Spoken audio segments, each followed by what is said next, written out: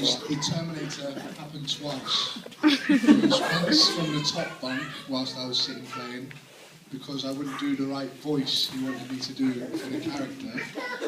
And the second time was from the top of the stairs, whilst I was at the bottom of the stairs. And the Terminator figure is this big, and it was hard plastic. So that's maybe why my head's a bit swollen.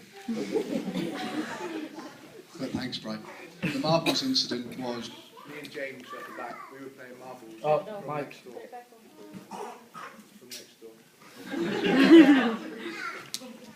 From next door.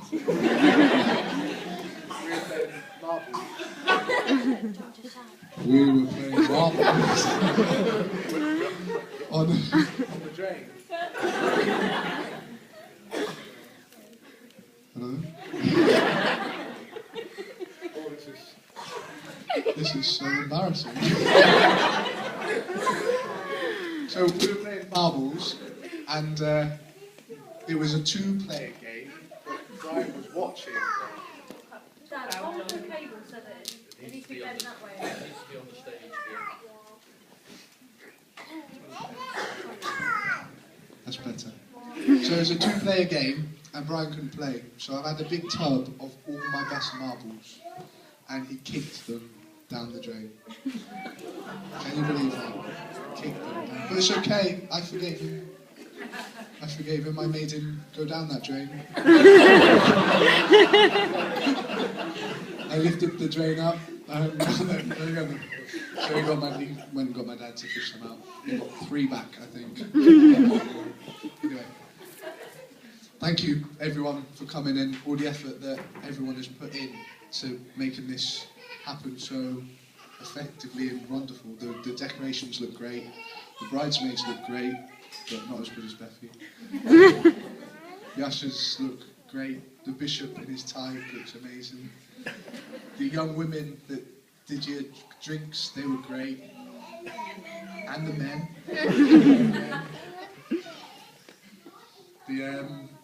I know that Bethy's family were here until late at night for near enough the whole week before the wedding cleaning and getting everything done. So thank you to them. If we could just a round of applause for all of that.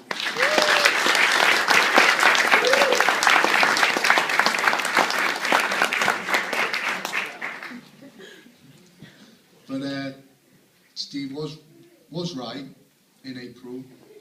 I did see Bethy in a hoodie and asked Josh, who brought her in, who is she? He goes, Bethy, have you not met her? I went, no, introduce me. He goes, okay. I go, how old is she? He goes, 21. I went, yes. My age. But he didn't introduce me. So I sat next to her for the next 20 minutes, waiting for her to look up. She didn't look up. She completely ignored me. I brought my mate over to sit next to me, next to her. Not next to. I wasn't creepy. I was distant away.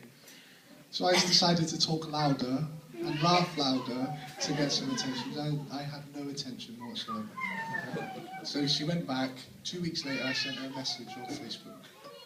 Hey, sorry at YSA, you coming again this Tuesday? I knew she was in for that. Just needed a reason to send her a message. 6 weeks later, I got a reply. No, I'm in Plymouth, I'll be back in September. And into that conversation, wow. So I thought, okay, how do I pass my time until September? I'll take other girls out. Just pass the time, that was all it was. So she came back in September. 2 weeks, I said hello to her. Nothing. She wouldn't even acknowledge me.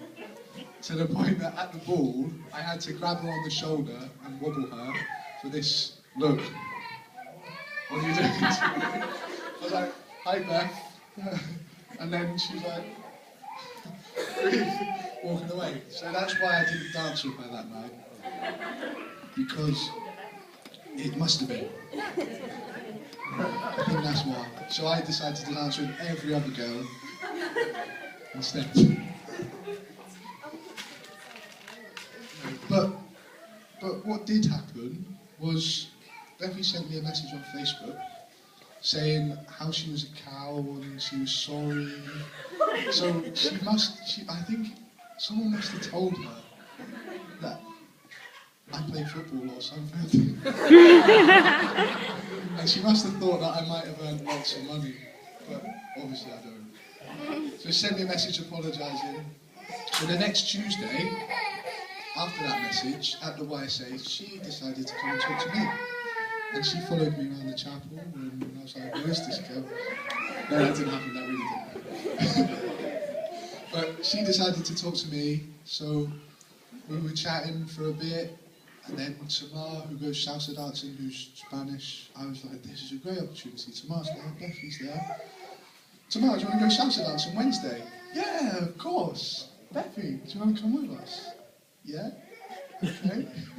Then we danced, and we were supposed to go as a group, because I tried to sneakily get it as a group. But then I found out that she doesn't dance, so we went for a walk instead. It was something like, yes, you can help me with my scripture reading.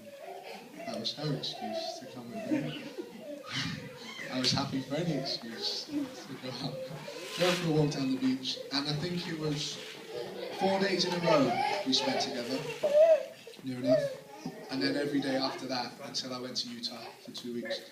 But I strategically asked her out the Sunday night before I went to America, just in case she said no.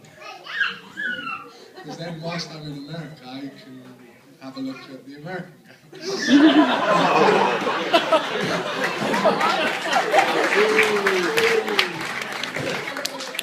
But no, I did have some dates lined up through Facebook in America, but I didn't go on them because the answer was yes, obviously. But I knew from the moment I saw her that I had to talk to her, but I didn't know why I had to talk to her until I started talking to her. And then once I started talking to her, it was the second time we went out together, and I swear, Bethy was closing at Nando's that night, but got someone to cover for her so that she could come and see me at 10:30 instead of 11:30.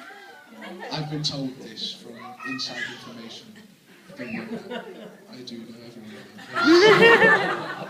How do you think I found out everything about you? So we sat in her car. Well, we went for a walk. You know the ferry point at Sandbanks? Walked all through the rocks, all the way back, 1 o'clock in the morning. We sat in her car until 4:30 in the morning. I've never done this, ever. I'm normally in bed 10:30. So that was when I knew that I had to marry her. So thank you, Bethy, for stalking me all those 6 months and getting to know everything about me for those 6 months. No, but she is gorgeous and beautiful, and I'm really glad that I got to marry her. So thanks everyone for coming. In a minute, there'll be cheesecake, homemade, by Nikki. Thank you so much. You will be given a round of applause after you've met it, because it is amazing. I had it. It is really good. And then what we're going to do is the ushers are going to clear the tables into the corridor out there. We're going to set up a buffet, and then we're going to have the dance. So don't disappear too quick, because you might miss us the first dance. I'd like to raise a toast to the bridesmaids, as they were really good in making Bethy late. Okay. I'd just like to say that me and the bridesmaids were ready at 10:30 this morning. Thanks, Mum. It was between both the mums that made us late. Just so you all know. But no, the bridesmaids were great, and the mums were great as well, and everyone that's done everything. So a toast to the bridesmaids, please. Bridesmaids.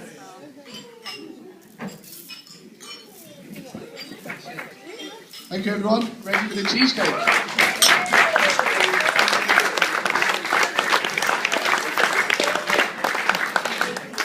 So what we're going to do is the same setup as we did before for the hog roast. We're going to go and take the best bits, and then you can have all the leftovers. So we'll do it table by table again. As soon as you see our table come back in, 1, 2, 3, 4, as you did before, it should work out great. Thanks a lot.